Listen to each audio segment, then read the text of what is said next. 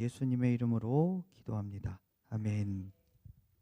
네, 오늘 말씀을 보도록 하겠습니다. 사도행전 1장 3절 말씀입니다. 네, 사도행전 1장 3절 말씀을 함께 읽도록 하겠습니다. 같이 읽겠습니다. 시작. 그가 고난 받으신 후에 또한 그들에게 확실한 살아계심을 나타내사 40일 동안 그들에게 보이시며 하나님의 나라에 말씀하시니라. 아멘. 예수님께서 십자가에 죽으시고 사흘 만에 다시 살아나셨습니다. 그리고 제자들에게 나타나사 40일 동안 오늘 말씀처럼 하나님의 나라의 일을 말씀하셨습니다.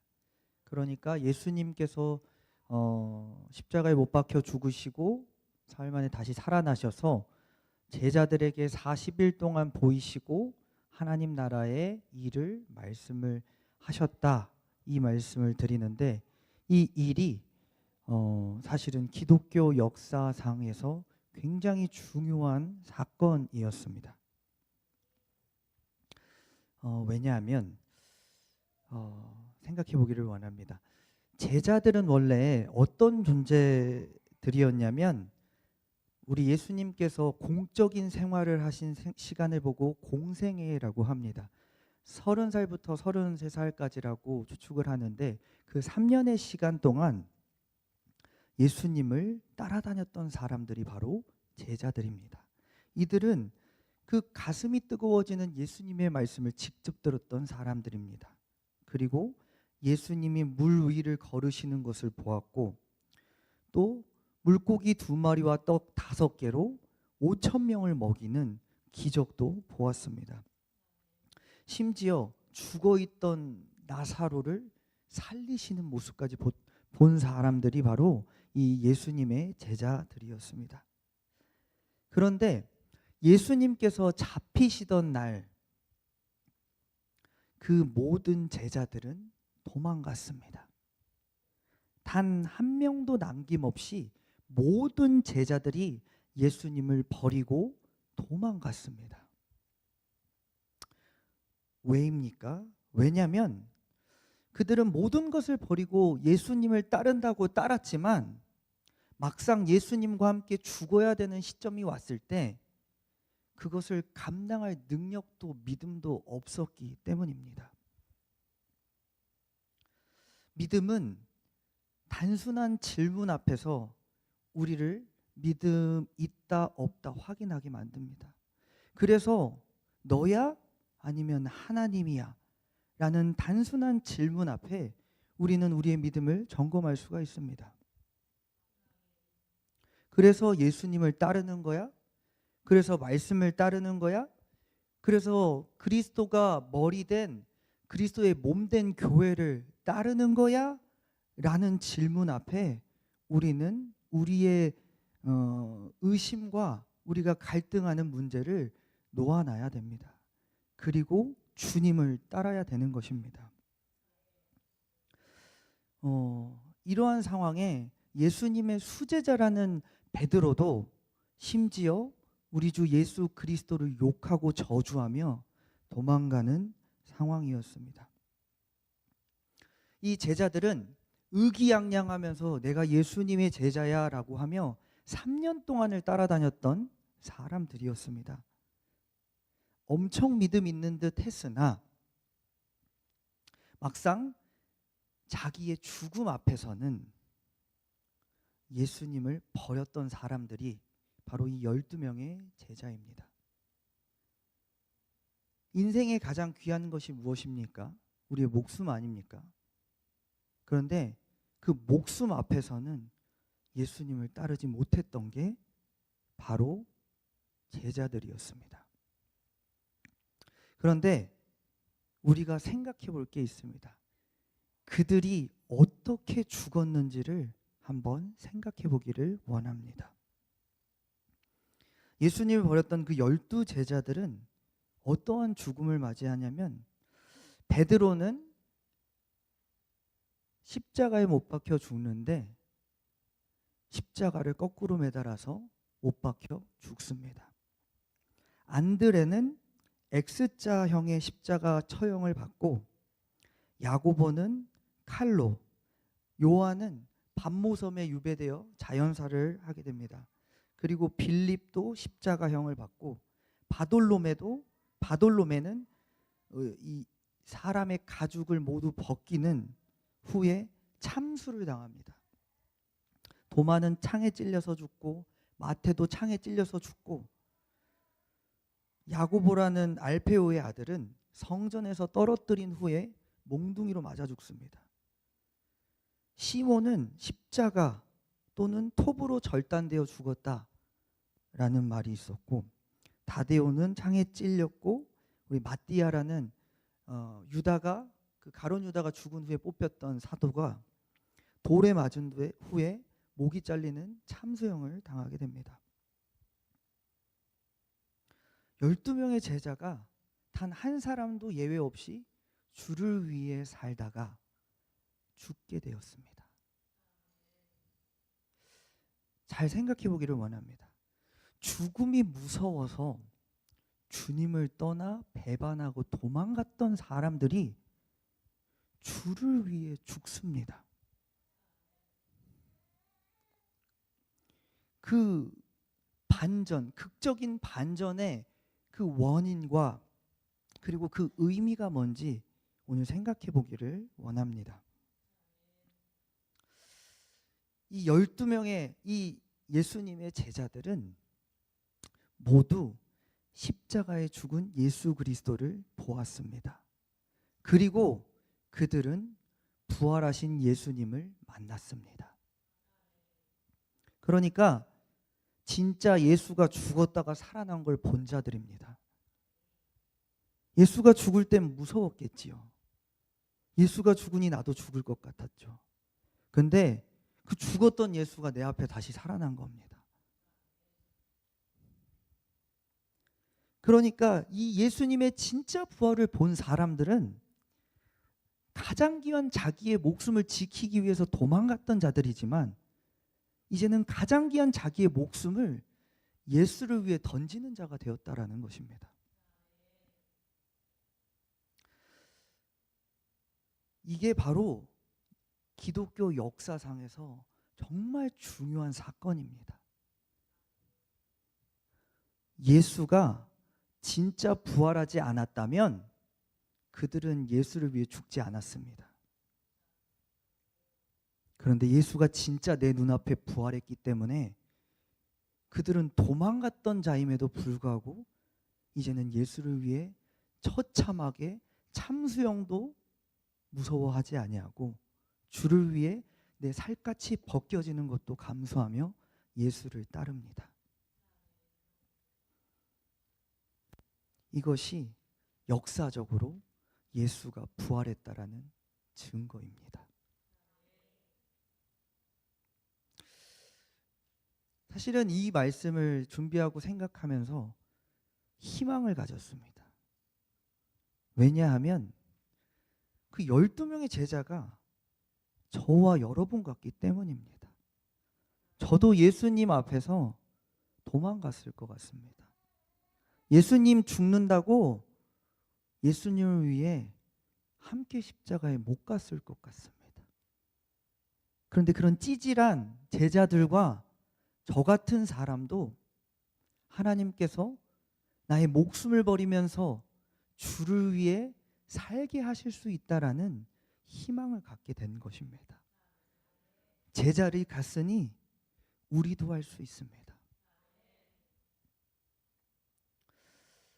그런데 약하디 약한 그 제자들이 위대한 거의 신적 존재와 같은 사도가 될 수 있었던 이유는 예수의 부활도 보았지만 하나가 더 있습니다. 그게 무엇이냐면 성령입니다. 우리 4절 말씀을 같이 보기를 원합니다. 4절 말씀을 함께 읽겠습니다. 시작. 사도와 함께 모이사 그들에게 분부하여 이르시되 예루살렘을 떠나지 말고 내게서 들은 바 아버지께서 약속하신 것을 기다리라. 아멘. 예수님께서 사도들에게 오셨습니다. 그리고 이렇게 말씀하십니다. 분부하여 이르되 예루살렘을 떠나지 마. 그리고 내가 너에게 말했던 아버지께서 약속하신 것을 기다리라 라고 말씀하십니다. 성령을 기다리는 것입니다. 성령님과 함께하기 위해서는 아무데나 내 마음대로 내 상황 따라 떠나는 게 아닙니다. 하나님의 뜻 안에서 하나님의 때까지 내가 하나님이 머물러 하신 장소에 머물러야 하는 것입니다. 하나님의 때에 하나님이 원하시는 장소에 내가 있어야 한다는 것입니다. 그것이 성령님과 함께할 수 있는 방법입니다. 예수님은 십자가에 못 박혀 죽었습니다. 그리고 예루살렘에서 예수를 따른다는 것은 예수와 함께 죽겠다는 의미가 됩니다. 예수의 제자들은 예수를 드러내며 따르지 못했습니다. 왜냐하면 나도 잡혀가서 나도 죽게 되기 때문입니다. 그러면 제자들은 예루살렘에 머물길 원했을까요? 도망치길 원했을까요?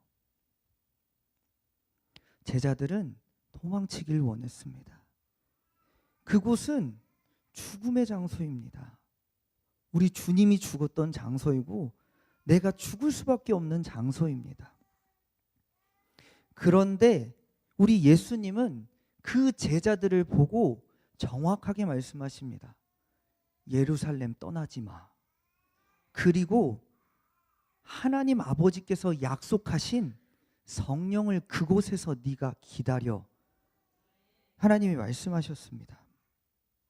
왜냐하면 하나님께서는 12 제자와 이스라엘과 온 열방을 위해서 예루살렘 가운데 성령을 예비하셨기 때문입니다. 하나님의 계획이 먼저입니다. 나의 상황과 기준과 생각이 먼저가 아니고 내 여건이 먼저가 아니고 하나님의 뜻이 먼저입니다. 하나님의 약속이 먼저입니다. 그곳에 머물며 그들이 감당해야 될 것들을 하나님은 예비해 두셨습니다. 언제 잡혀갈지도 모르고 두렵고 떨리는 그곳에서 작디 작은 마가의 다락방이라는 곳에서 누군가가 우리를 밀고 갈지도 모른다라는 그 불안한 상황 가운데 우리는 주님이 하실 일을 기다려야 합니다. 그러니까 주님의 성령이 머무는 곳, 주님의 성령이 일하시는 곳, 주님의 성령이 임하는 인생은 내 기준과 판단과 상황이 아니라 하나님의 약속하심과 그 뜻하심 가운데 하나님의 때와 하나님의 원하시는 그 장소 가운데 머무는 것입니다. 우리는 그게 싫습니다. 사실은 우리는 싫습니다. 불안하잖아요. 내가 죽을 것 같고 내 상황에 전혀 맞지 않아요. 근데 주님은 그걸 하래요. 근데 그것이 생명의 길이요 우리가 가야 할 가장 좋은 길입니다. 죽을 것 같지만 죽지 않습니다. 하나님의 뜻하신 바가 우리가 순종하며 그곳에 그때에 머무를 때 우리에게 임합니다. 우리 청년들이 불안해하는 청년들이 있을 수 있습니다. 우리 충성교회에 머물면서 자기는 막 서울 막 세계로 나아가서 멋진 사람이 되고 싶은데 불안해하는 청년들이 있을 수도 있습니다.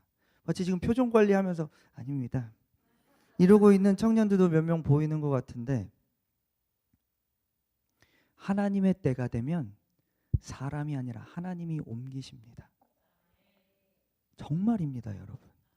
하나님을 신뢰하십시오. 예루살렘의 불안 가운데 죽음 앞에서 머물렀던 그 사람들은 무슨 생각을 했을까요? 나 여기서 그냥 죽는 거 아니야? 이 생각 안 했을까요? 근데 하나님은 그들을 흩으셨습니다. 우리는 하나님의 때를 기다려야 합니다. 불안해하지 마십시오. 하나님은 하나님의 때가 되면 하나님의 일을 이루시기 위하여 우리를 옮기시기도 하고 움직이시기도 합니다. 때가 되자 제자들은 어디로 가게 되냐면, 예루살렘에 뭉쳐라고 했을 때 머물렀던 그 제자들이 영원토록 거기 있었던 게 아니고, 하나님의 때가 되자 로마로, 터키로, 그리고 아르메니아, 인도, 에티오피아, 터키, 그리고 예루살렘, 이러한 수많은 전 세계로 이 12명을 흩어버립니다. 하나님이. 그리스도인은 내가 하고 싶은 일, 내가 가고 싶은 곳으로 가는 사람들이 아닙니다. 주님이 원하시는 곳, 주님이 머물라고 말씀하신 곳에 머무는 자들입니다. 그가 바로 성령의 음성을 듣고 순종하는 성령의 사람입니다. 그런데 우리는, 저도 그랬습니다. 주님이 원하시는 곳이 어디예요? 주님이 원하시는 게 뭐예요? 전 질문했습니다.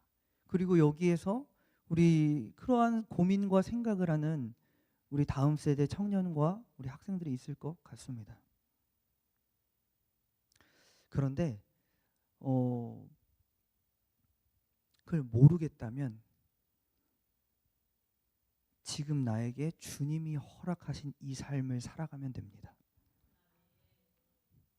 성실하고 최선을 다해 이 삶을 살아가면 됩니다. 다윗은 보였을까요? 자신의 삶의 미래가 어디로 가야 하는지가 보였을까요? 아닙니다.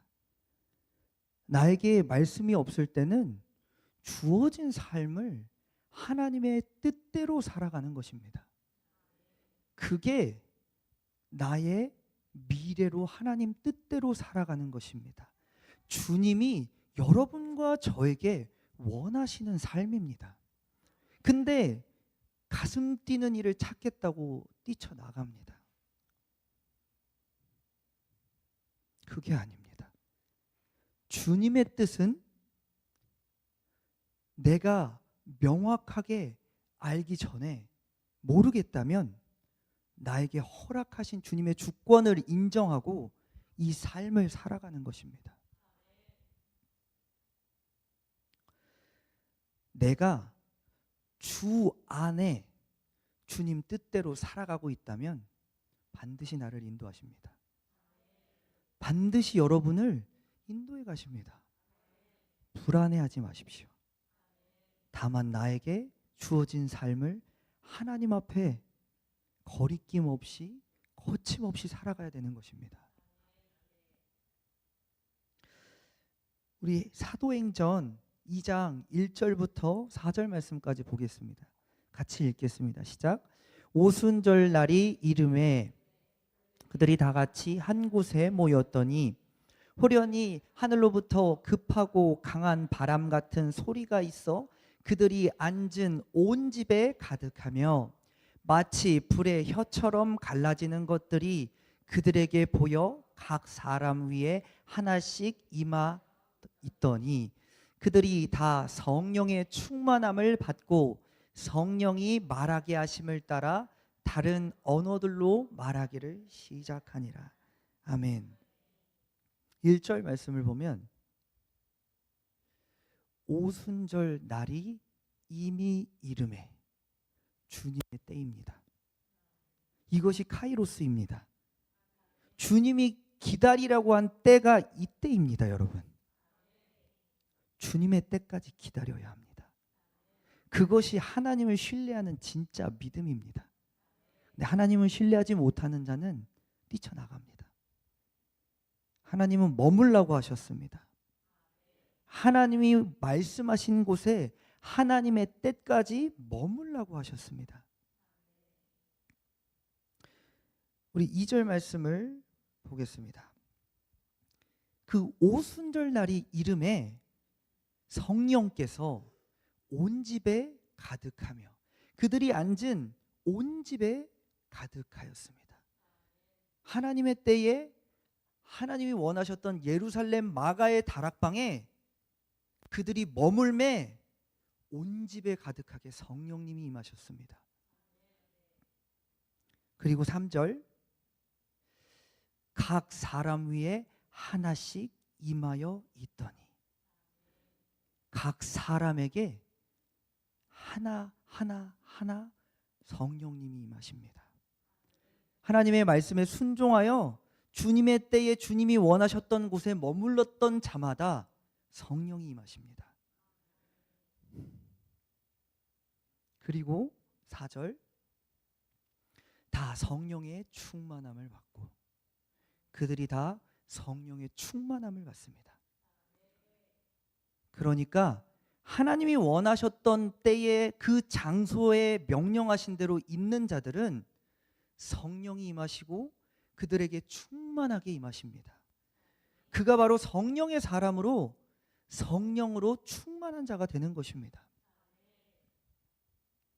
그래서 우리는 하나님의 때에 하나님의 원하시는 곳에 있어야 합니다. 내가 원하는 때에 내가 원하는 곳으로 가지 말고 하나님이 원하시는 때까지 하나님이 원하시는 곳에 머물러 있어야 되는 것입니다. 그렇지 않으니 성령의 역사가 일어나지가 않는 것입니다.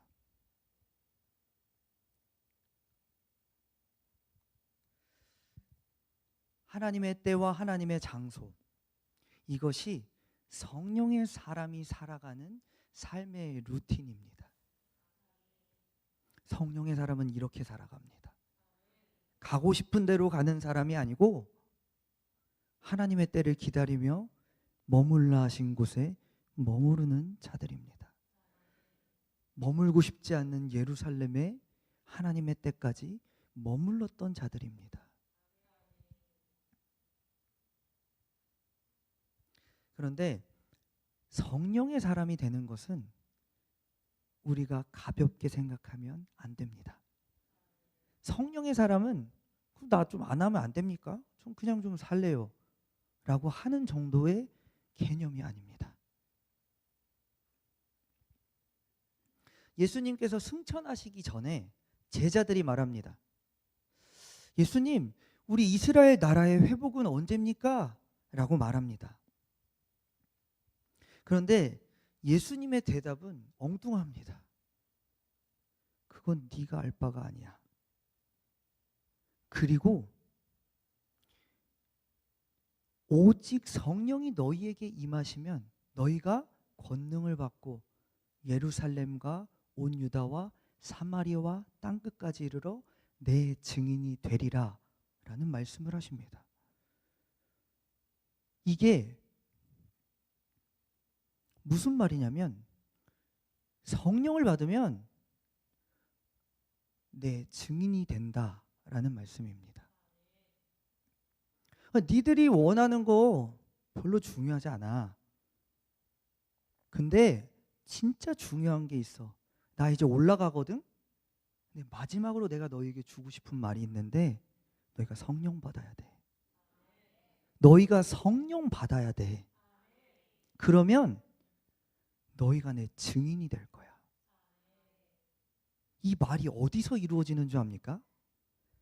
제자들의 삶에서 이루어집니다. 12명의 찌질이 제자들이 위대한 하나님의 사도가 됩니다. 언제입니까?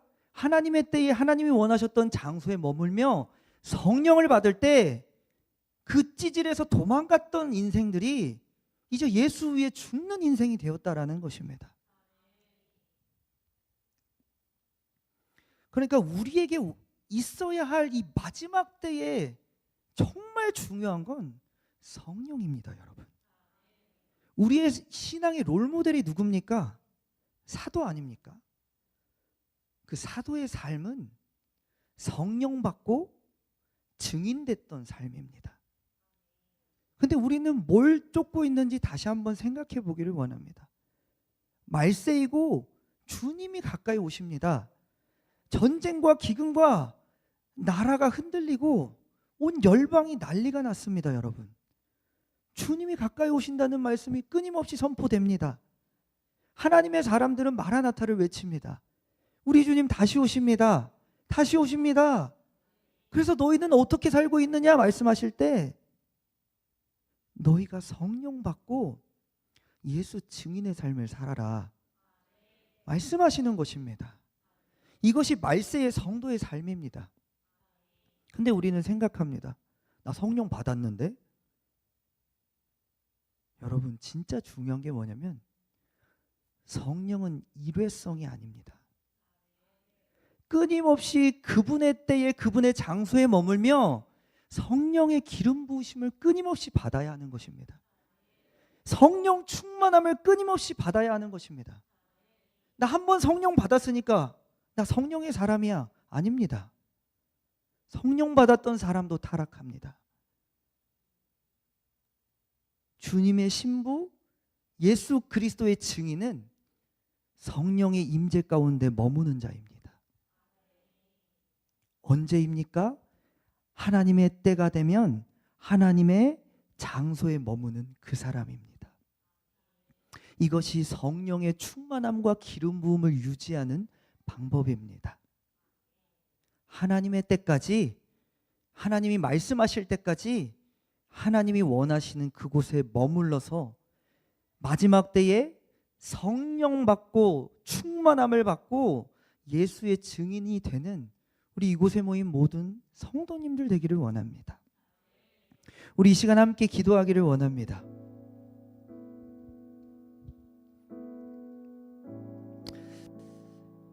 우리는 말세를 지금 살아갑니다. 끊임없이 불안하고 두렵고 무서운 소리들이 들리지만 주님이 우리에게 말씀하시는 것은 무서워하라는 것도 아니고 그 다른 무엇도 아니라 성령 받고 너는 지금 예수의 증인이 되라 말씀하십니다. 예수의 증인, 성령을 받는 방법은 하나님이 원하시는 그때에 하나님이 원하시는 장소에 머무는 것입니다. 이곳이 오순절의 마가의 다락방 되기를 원합니다. 우리 충성교회가 우리 충성교회 예배의 시간이 하나님의 때요 하나님의 임재가 머무르는 장소 되기를 원합니다. 이 시간 우리의 삶을 돌아보고 회개하고 우리가 하나님의 때까지 하나님이 원하시는 곳에 머무는 자 되게 하소서. 그렇게 성령으로 날마다 기름 부음을 받는 예수 증인 되게 하여 주시옵소서. 이 시간 우리 주님 3번 부르면서 하나님께 간절히 나아갑니다. 주여